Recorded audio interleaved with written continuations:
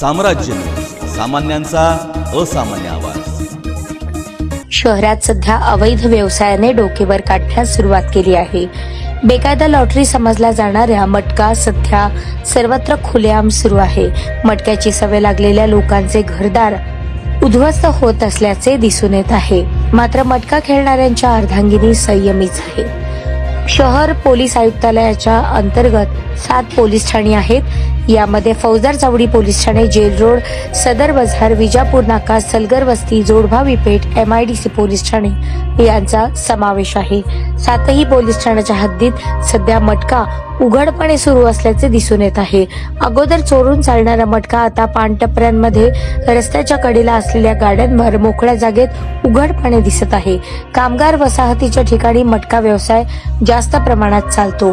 हातावर पोट असलेले कामगार दिवसभर काम करून येतात.